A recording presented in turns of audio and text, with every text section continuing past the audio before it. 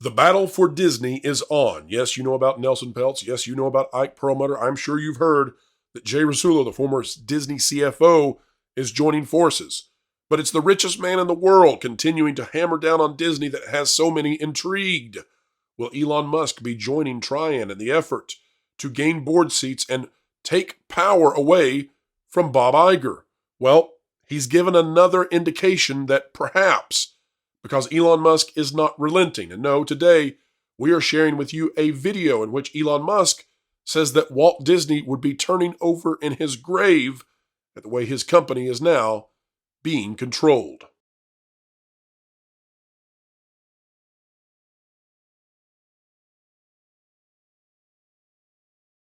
Hello, folks. Welcome back. Happy to have each and every one of you. Happy day, happy day.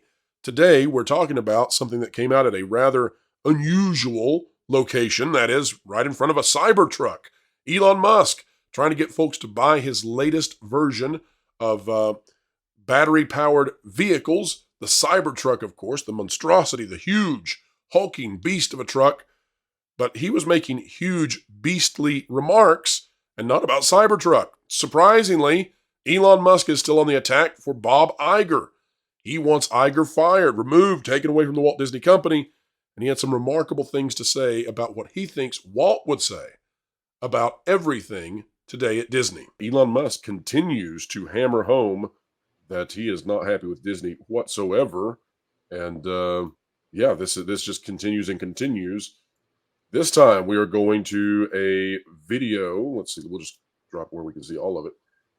This out of, Mickey Views is sharing it, but it's Monroe Live is the place where it originally comes from. So let's check it out. Well, and you have to wonder, what would Walt Disney think of the company that is his namesake today? I'm telling you. Hear that again. What? I mean, you have to wonder, what would Walt Disney think of the company that is his namesake today? I'm telling you what. I mean, I think Walt Disney's turning in his grave faster than a drill bit. I can't. So he's right. Yeah. Well, I mean, what do you guys think about the world's richest man is not letting up? That Elon Musk is out to get Bob Iger, and this is not going to flash in the pan. This is sustained now. One of my recent videos, I talked about how you can almost see a connection between when Twitter was bought by Elon Musk and the way free speech has kind of become more and more accepted, I guess you could say. That has kind of coincided at the same time with everyone kind of pushing back against corporations at the same time. I think him owning Twitter, or X, whatever you want to call it, I think it is incredibly important because there's not enough places really where you can have free speech anymore, per se. I mean, even Facebook alone, like I live in Canada, you can't even share certain articles because of certain bills that have been passed here in the Canadian government, right? They don't allow outside information. So it's sort of, if you want to have an actual, true, authentic, not diluted message of what's going on in the world, you have to go to Twitter. You just have to.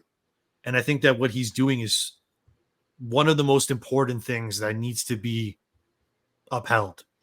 If we lose Twitter and it's free speech, I mean, I would say a lot of us are screwed. Yeah, I would personally would agree with you. The thing I'd also add, as far as the Walt Disney aspect of it, when you go back to what inspired Disney to make the parks after animation was going so well, or sorry, he was doing so many good things in animation.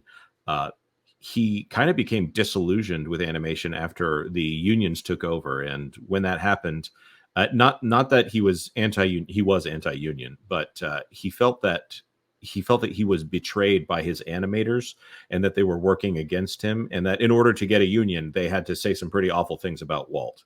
And the guys who were in charge of that union hated Walt Disney personally. And so you have a guy who has built this thing that is changing the world, and all of a sudden he's sad and he's maybe indulging himself a little too much in his vices. The guy did die of lung cancer and probably some liver issues here.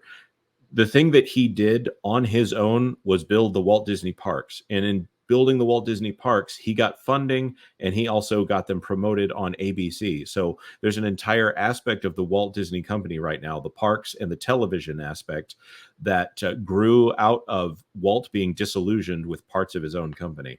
So I know it's almost like a meme out there to say Walt would be turning over in his grave. There are some light things right now that are not culture changing things outside of Disney that we would say is Walt turning over in his grave.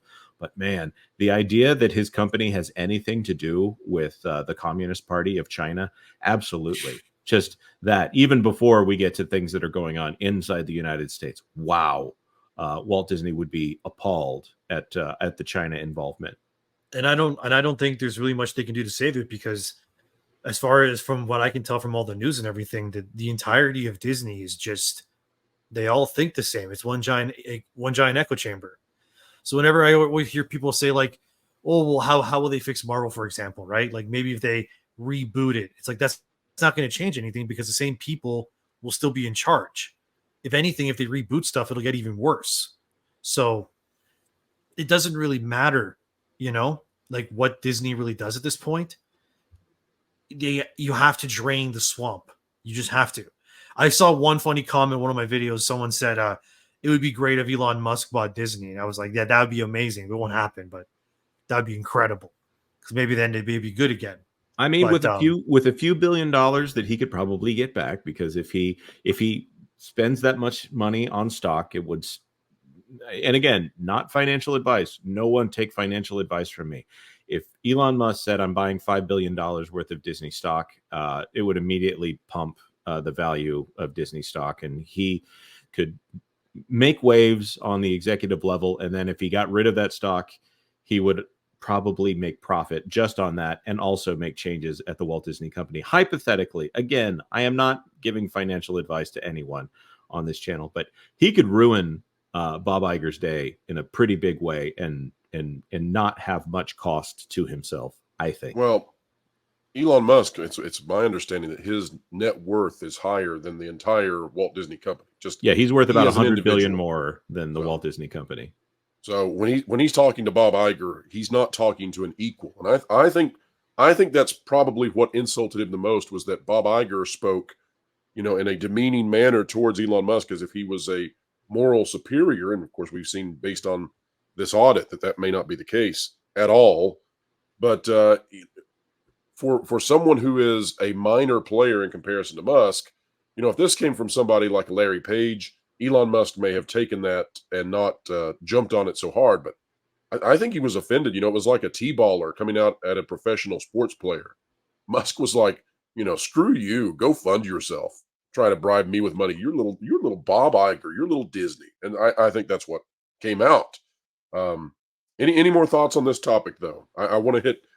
We've got to get to an issue with Snow White in just a moment.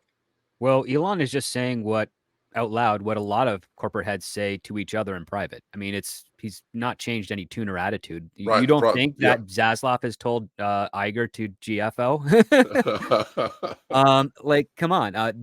All he's doing is going public with stuff that's I've heard behind the scenes for years. When other studio heads or other business owners are upset when a competitor does something that they don't like that could possibly threaten their own bottom line. That's normal. That's par for the course. Well, the only reason we are engrossed by it is the fact that he said it out loud publicly and let the world hear it. And we're getting a peek behind the curtain. And that's a good thing, because transparency is useful, especially for people that are investing in these companies. Yep. Great points. And I think because of places like Pandaverse and because of Elon Musk, it's in a sense making it more commonplace to criticize places like Disney, which may not have been the case of like a year or two ago as much. And again, like I said, it's because of the rise of Twitter and free speech. Like Alex Jones just came back. Like it's a wild time. So, who would have ever thought in Demion that Disney would be the impetus that would bring back the most deplatformed man in North America? That Disney somehow would be that's how bad it's gotten, right? Like honestly, like I didn't start doing YouTube till 2021.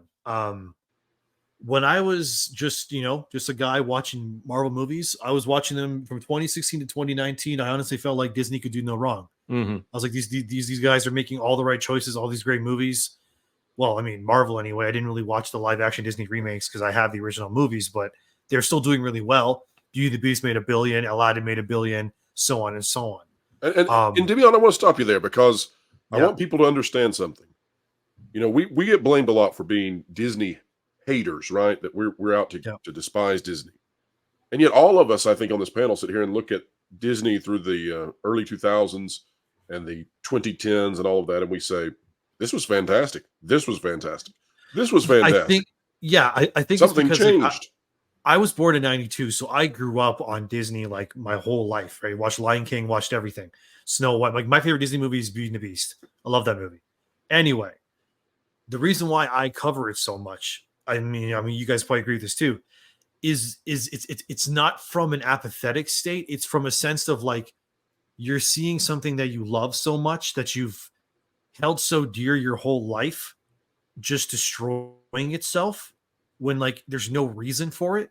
You know what I mean? Like the potential is so great. I mean, this is why Ike Perlmutter and Nelson Peltz trying to buy their way into Disney, because they even said publicly that it's just this company has so much potential. They have the greatest IP in the world. They do. And they're just squandering it. And like it annoys me too, because I remember like when I was a young kid watching Iron Man when it first came out, I was like very early high school, I think, when it came out. And that movie blew my mind as a kid. You know, I was like losing my mind when they said like, you know, oh, you can just call us S.H.I.E.L.D. And I was like, S.H.I.E.L.D. in this movie? Like I freaked out, right? I was a kid though. And those movies just like those movies defined like where I went as a young teen and stuff, and made me want to work in movies and stuff. And then seeing the downfall of where we are now, like it doesn't make me happy when I see, you know, the Marvels fail and when I see all these movies falling down, because I'm like, I genuinely love Marvel. My whole life I've grown up with it. I love all these things. I love Transformers. Like I grew up on all of these franchises and stuff, and seeing all these things fail and fall into apathetic states, it doesn't make me happy. You know what I mean? It's more of a sense of that I want it to be fixed. I want it to be put back on the right path. We would like to be part of the correction. I don't want to just be like, you know, like I hate Disney. No, I don't hate Disney. I want Disney to succeed. No, nobody talks about this. They're insane. As thoroughly as we all do. Nobody talks about something as thoroughly as we all do, unless you have passion for it. Yeah, exactly. I don't know anyone that runs a channel that talks about Marvel or Disney or Star Wars and does not have an intrinsic and deep-seated love for the original property. I do know some people who are prequel fans as opposed to original trilogy, and I get it. I don't understand it, but I get it. For me and my family, we are Disney people through and through. So it was almost, this sounds pathetic to verbalize it, but it's true. When my wife and I decided that we were not going to be the kind of people who do Disney stuff all the time, we can call it a boycott. We called it a minimization or something like that. It was kind of depressing. It was almost like, I would compare it to a divorce in some way, where you say, you know what? We are going to cut everything off. This is not something where we're not going to buy things from here on out. We're going to just stop supporting them altogether, which for us, that's Disney trips. That's all these things. But my family, when we get in the car, it's usually a Disney DVD. When we decided to do what to do with our vacations, it was generally Disney, unless we came up with something better, which, by the way, that something better is Harry Potter World right now. We really did enjoy what we were doing. And I'll also add that we would watch the special features on these films, which, do you know what that does? It ingrains in people the fact that there are people who love these properties, that are making these properties, and they're not just looking for praise of self. They're looking to increase that Disney brand. John Lasseter and all of the Pixar people, when they were brought into the Disney company, they infused so much creativity and love into what they were doing. And all of the special features where they're talking about, by the way, this is how we make this. It engenders a love of the creative process, whether or not that's flawed by the fact that, you know, there were some complaints about Disney before they got into this culture war nonsense about, okay, maybe it's a little cookie cutter. Maybe it's a little saccharine. But at the same time, you were generating in people a love for the cinematic process, even if it's only going to reach up to the heights of the Disney company. You were still creating people that have a love for storytelling, and that seems to be gone now. As one, they've killed physical media. Essentially, it's on life support, and you no longer have great things that talk about how they make it. They show you a few blue screens and say, yeah, the CGI people are going to handle this. Or they show how, you know what we're doing? We're creating an excellent commercial for the next film. They're not doing that anymore. They're not creating a history of creativity. They've become a producer of content. All right, folks, that is it. Hit the brakes again. We have to stop at some point. We have to give the entertainment industry and Disney a chance to get up and take a breather. We toss them about, we fling them around, we put them through the grinder of truth and analysis, but even they deserve a chance for respite. So, folks, until the next video, we hope you're having a great time. Click the like button, share, subscribe on your way out, and of course, you know that notification bell, you click it, you stick it to the algorithms. Folks, drop a comment if you wouldn't mind, and wherever you are and whatever you're doing, keep learning, keep growing, and keep having fun.